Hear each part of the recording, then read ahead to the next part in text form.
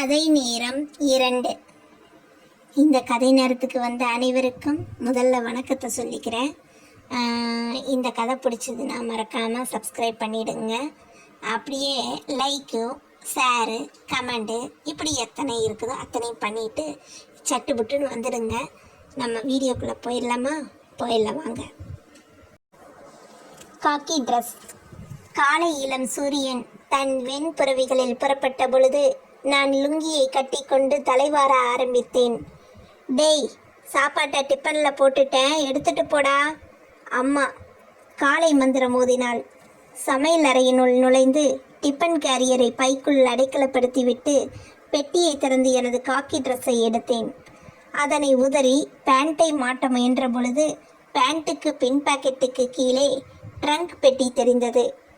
என்ன, பேண்ட்டுக்குள் ட்ரங்க் பெட்டியா? ஆச்சரியத்துடன் ட்ரங்க் பெட்டியை பிடிக்க கையை பேண்டினுள் நுழைத்தேன். என்ன ஆச்சரியம்! இப்பொழுது பேண்டினுள் ட்ரங்க் பெட்டியுடன் அருகில் இருந்த பீரோவும் தென்பட ஆரம்பித்தது. ச, என்ன மடத்தனம்! பேண்ட் கிழிஞ்சிருக்கிறது தெரியாம இப்படி மறுபடி கிழிசலை பெருசாக்கிட்டோமே. இனி ஒர்க்ஷாப்புக்கு எதை போடுறது யோசித்தேன். அன்றைக்கு மட்டும் லுங்கியே பேண்டானது. பின்பு அம்மா என்று அழைத்தேன். அப்பாவுக்கு காலை டிஃபன் பரிமாறிக்கொண்டிருந்தவள் என்னடா என்று ஓடி வந்தாள். என்ன இது, நானும் பார்த்துட்டே இருக்கேன். நான் வாங்கி வர சம்பளத்தை மட்டும் வாங்கி வச்சுக்கிறீங்களே ஒழிய நான் சொல்கிறத ஏதாச்சும் காதில் போடுறீங்களா? ஏண்டா, என்ன ஆச்சு? ஏன் இப்படி காலையில் கத்துற? பின்ன என்ன, கிட்டத்தட்ட 2 வாரமாக சொல்லிகிட்டே இருக்கேன் ஒர்க்ஷாப்புக்கு போட துணி இல்லைன்னுட்டு. ஆனால் எடுத்து தந்த பாட்டை காணோம் என்று சத்தம் போட்டுக்கொண்டே டிஃபனை எடுத்துக்கொண்டு வெளியேறினேன்.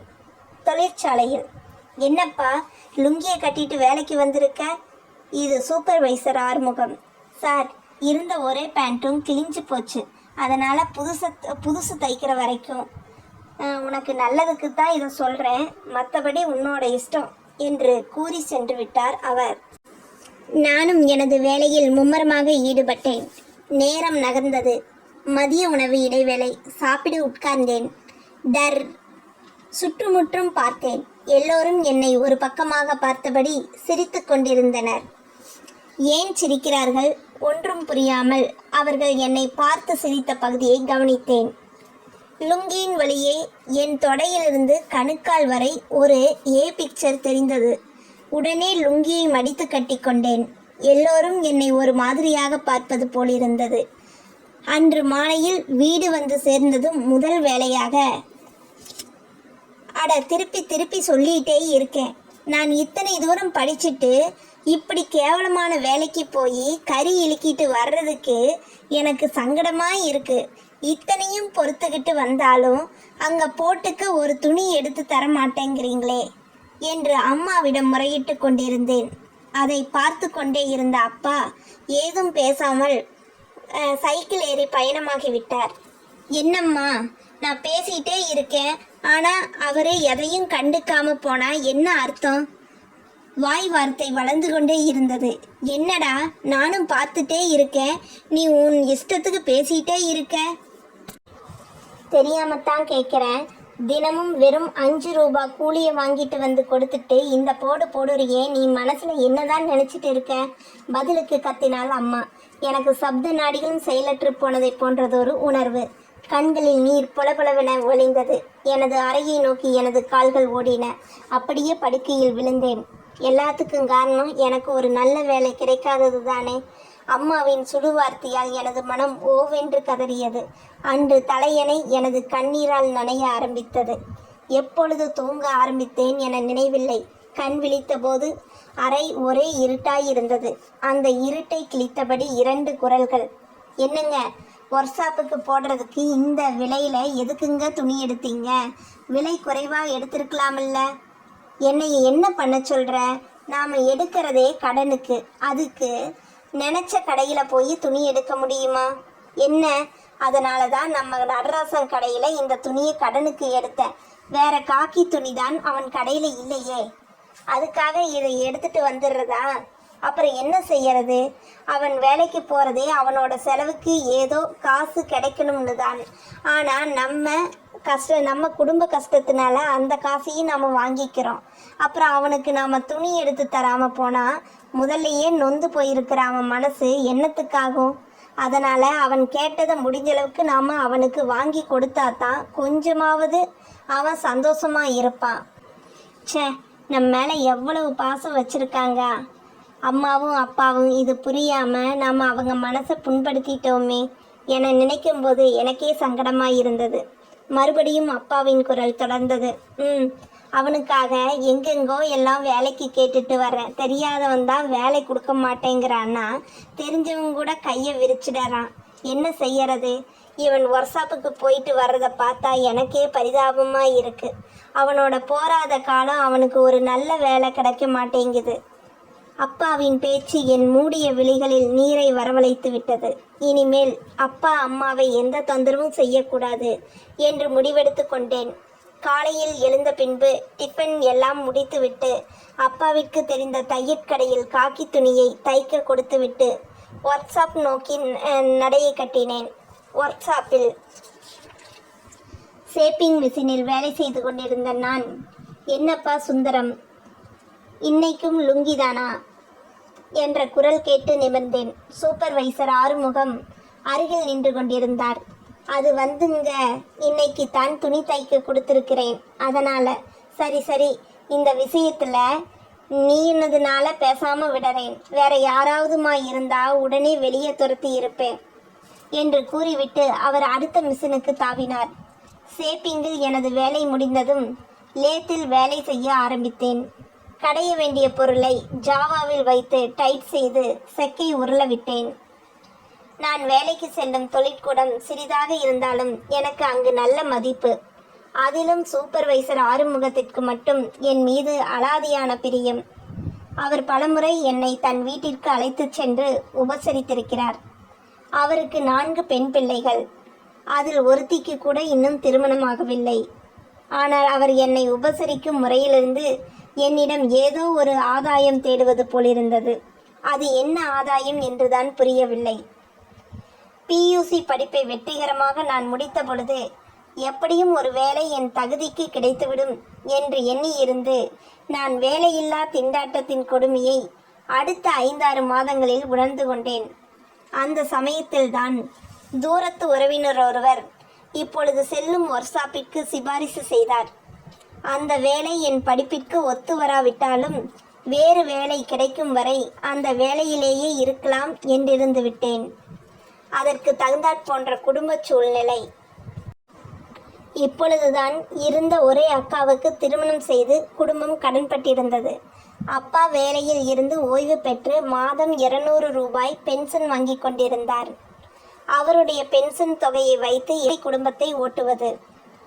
ஏதோ நான் ஒர்க்ஷாப்பிற்கு செல்வதால் அப்ளிகேஷன் செலவு போக சில சில்லறை செலவுக்கு என் சம்பளம் போதுமானதாக இருந்தது. அந்த செக் உருண்டதைப் போலவே எனது எண்ண ஓட்டங்களும் உருண்டன. அடுத்த முறை என் வேலையை கவனிக்க வந்த ஆறுமுகம், இதை பாரு சுந்தரம், உன்னை எனக்கு ரொம்ப பிடிச்சிருக்குன்னு உனக்கே தெரியும். நீ எந்த வேலை செஞ்சாலும் என்ன கூலி வாங்கினாலும் எனக்கு கவலை இல்லை. உன்னோட குணமும் உன்னோட மனந்தளராத உழைப்பும் என்னை ரொம்ப ரொம்ப கவர்ந்துருச்சு. அதனால் பீடிகையுடன் தொடங்கிய அவருடைய குரலுக்கு என்ன பொருள் என்று அவர் முகத்தை ஆராய்ந்த பொழுது தனது முகத்தில் புன்னகையை வரவழைத்து கொண்டு அவர் தொடர்ந்தார். உனக்கு ஒரு நல்ல காரியம் செய்யலாம்னு பார்க்குறேன்.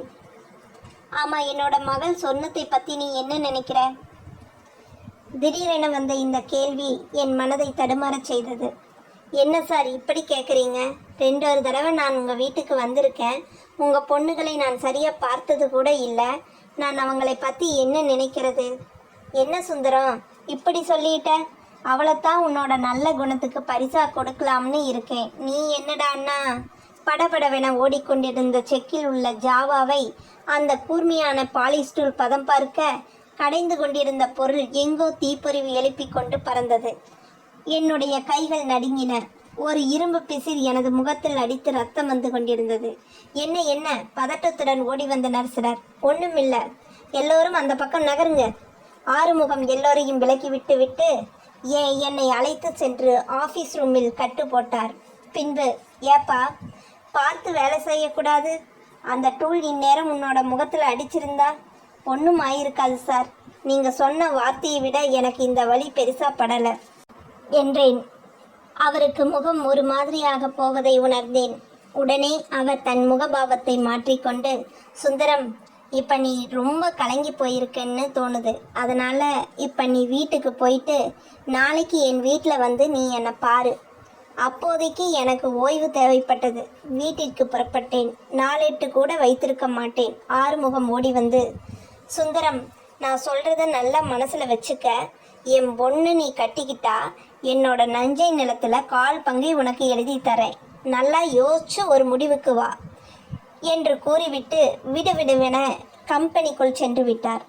எனக்கு சிரிப்பதா அழுவதா என்றே தோன்றவில்லை. முன்பு என்னை அவருடைய வீட்டிற்கு அழைத்து சென்று உபசரித்ததற்கு இப்போதுதான் காரணம் தெரிந்தது. ஆறுமுகத்தினுடைய வீட்டிற்கு நான் சென்ற பொழுது அவருடைய மூத்த பெண் எனக்கு காப்பி கொண்டு வந்ததும் பலகாரம் கொண்டு வந்ததெல்லாம் இந்த கல்யாணம் முடிச்சு போடத்தானா என எண்ணும்போது அன்று ஏன் அவர் வீட்டிற்கு போவோம் என்றிருந்தது. இனி என்ன செய்ய? வேலையில்லா திண்டாட்டம் ஒருபுறம், குடும்பத்தின் வறுமை சூழல் ஒரு புறம் இருக்க, இது வேறு வந்து முளைத்து விட்டதே. எனக்கென்று ஒரு நல்ல வேலை கிடைத்து கை நிறைய சம்பளம் வாங்கிய பின்புதான் திருமணத்தை பற்றி பேச்சு என்றிருந்த எனக்கு இப்படி ஒரு சோதனை. அதுவும் இப்படி பெண் வீட்டின் சொத்து வாங்கி பிழைப்பது மகா கேவலம் என்று என் மனதிற்கு பட்டது. எனவே சூப்பர்வைசர் ஆறுமுகத்தின் இந்த எண்ணத்தை வேரோடு பிடுங்கி எறிய வேண்டும் என முடிவு செய்து கொண்டும், இதை அப்பா அம்மாவிடம் சொன்னால் என்ன என்று தோன்றியது. அவர்களிடம் சொன்னால், ஒன்று, அந்த கம்பெனிக்கு வேலைக்கு செல்ல வேண்டாம் என்பார்கள். இரண்டாவதாக, சொத்து வருகிறதே என்று அந்த பெண்ணையே கல்யாணம் செய்து கொள் என்பார்கள். இரண்டுமே எனக்கு ஒத்து வராதவை. எனவே இதை பற்றி அப்பா அம்மாவிடம் மூச்சுவிடவில்லை. அடுத்த நாள் நான் ஆறுமுகத்தின் வீட்டிற்கு செல்லவில்லை. நேராக கம்பெனிக்கு வேலைக்கு சென்றேன். காரியத்தில் கண்ணாய் இருப்பவர்தான் ஆறுமுகம் என்பது அனைவருக்கும் தெரிந்த விஷயம். ஆனால் இந்த விஷயத்திலும் அவர் கண்ணாய் இருப்பார் என்று எனக்கு இப்போதுதான் தெரிந்தது. வேலைக்கு சென்றதும் என்னை ஒரு ஆளை விட்டு கூப்பிட்டார். சென்றேன். ஆஃபீஸ் அறையில் அவரை தவிர வேறு யாரும் இல்லை. என்ன சுந்தரம், இப்போ காயம் வலிக்குதா? காயத்தில் வலி தெரியல சார். ஆனால் நீங்கள் சொன்ன விஷயந்தான் என் மனசில் தீராத புண்ணை ஏற்படுத்திருச்சு சார். நான் உங்கள் பொண்ணை கல்யாணம் செய்துக்க முடியாததுக்கு ரொம்ப வருத்தப்படுறேன். என் வார்த்தைகளை கேட்ட அவர் முகத்தில் சிறு அதிர்ச்சி. உடனே அதை மறைத்து கொண்டு, வீடு தேடி வர்ற லக்ஷ்மியே வேண்டாங்கிற சுந்தரம், என் பொண்ணு கருப்பு தான், அதுக்கு பதிலாகத்தான் சொத்து எழுதி தரேன்னு இல்லை. அப்புறம் நீ அதுலேயே முன்னேறிடலாம். நீ இந்த ஒர்க்ஷாப்புக்கு வந்து கறி இழுக்கவே தேவையில்லை. என்ன சொல்கிற சார்? உங்கள் பொண்ணு கருப்புங்கிறதுக்காக நான் கல்யாணம் செஞ்சுக்க மறுக்கலை. நான் சுயமாக சம்பாதிச்சு சாப்பிட விரும்புகிறேன். என்னோட குடும்பத்தை வேலைக்கும் போய் ஒரு நல்ல நிலைக்கு கொண்டு வந்துட்டு தான் என்னோட கல்யாணம் எல்லாம். ஒரு பெண்ணை வச்சு காப்பாற்றுற அளவுக்கு நான் சம்பாதிக்க ஆரம்பித்தாதான் என்னோட கல்யாணத்தை பற்றியே நினைக்க போகிறேன் என்று கூறிவிட்டு ஆஃபீஸை விட்டு வெளியேறினேன். நேரம் கரைந்து கொண்டிருந்தது. ஒர்க்கர்ஸ் அனைவரும் வந்துவிட்டனர். ஆறுமுகம் வந்துதான் அனைவருக்கும் வேலை கொடுப்பார். இன்று அவர் ஆபீஸை விட்டு வெளியே வர அரை மணி நேரம் தாமதமானது. முகத்தில் எள்ளும் கொள்ளும் வெடித்தது. அனைவருக்கும் வேலை கொடுத்து விட்டார்.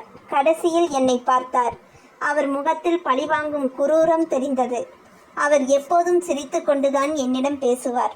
இப்பொழுதும் ஒரு செயற்கை சிரிப்பை உதிர்த்துவிட்டு, ஓ சுந்தரம், உனக்கு இன்னும் வேலை கொடுக்கலையா? இன்னைக்கு உனக்கு மிஷினில் வேலை இல்லை, அதனால் நீ எல்லா மிஷின்கிட்டையும் இருக்கிற குப்பையெல்லாம் துடைச்சி விட்டு அதை வாரி வெளியில் கொட்டு என்று சொல்லிக்கொண்டே திரும்பி பாராமல் நடந்தார். எனக்குள் பெரிய அதிர்ச்சி. அவர் இப்படி என்னை தண்டிப்பார் என்று ஒரு சிறிதும் நான் எதிர்பார்க்கவில்லை. வேலையில் என்ன நல்ல வேலை கெட்ட வேலை என்று எண்ணிய என் மனம் அந்த வேலையையும் செய்ய துணிந்தது. மெஷினை கிளீன் செய்யும்போது கருப்பு நிற ஆயில் என்னை தழுவிக்கொண்டது. இருட்டு பகுதியில் கையை விட்ட சமயத்தில் கொசுப்படைகள் என்னை நோக்கி படையெடுத்தன. நிலத்தை பெருக்கும் பொழுது எழுந்த குப்பை என் தலைமுடியில் அடைக்கலமானது. மொத்தத்தில் வேலை முடிந்து வெளியே வரும்போது நான் ஒரு படிப்பறிவில்லா பாமரனாக உருமாறியிருந்தேன் என்றே சொல்லலாம். வீட்டிற்கு சென்று குளித்துவிட்டு சாப்பிட உட்கார்ந்தேன். ஏண்டா வேலை இன்னைக்கு ரொம்ப கஷ்டமா? அம்மாதான் கேட்டாள். என் நிலையை பார்த்து அவளுக்கே பொறுக்கவில்லை போலும். கேட்டே விட்டாள். அவளுக்கு என்ன பதில் சொல்வது?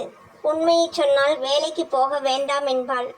அப்புறம் அப்பாவோட பென்ஷன் என்னோட அப்ளிகேஷன் செலவுக்கே போராது என எண்ணும்போது வேதனையாக இருந்தது. அதெல்லாம் ஒன்றுமில்லம்மா, இன்னைக்கு கரண்ட் கட்டு, அதனால் எல்லோருமே சேர்ந்து கம்பெனியை க்ளீன் பண்ணினோம். அதுதான் துணியெல்லாம் ரொம்ப அழுக்காயிடுச்சு. மனதார ஒரு பொய் சொன்னேன். சில நாட்களுக்கு வேலைக்கு செல்வது. எப்பொழுதும் சூப்பர்வைசர் இப்படியே என்னை கேவலப்படுத்தினால் அப்பாவிடம் சொல்லிவிட்டு வேலைக்கு செல்லக்கூடாது என முடிவு செய்து கொண்டேன்.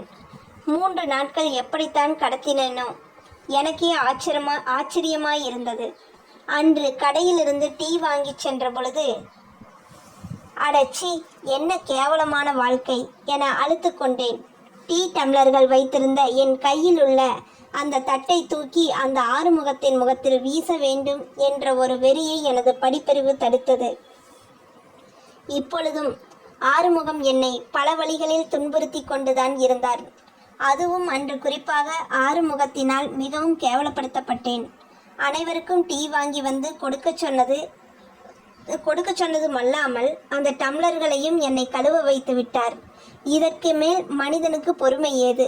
ஆம், எனது பொறுமை எல்லை மீறிவிட்டது. எனவே மாலை வேலை முடிந்து வீட்டிற்கு புறப்படுகையில் ரைட்டரிடம் சென்றேன். சார், நான் நாளையிலிருந்து வேலைக்கு வரமாட்டேன். எனக்கு இதுவரைக்கும் வேலை செஞ்சதுக்கு சம்பளத்தை கொடுங்க என்றேன்.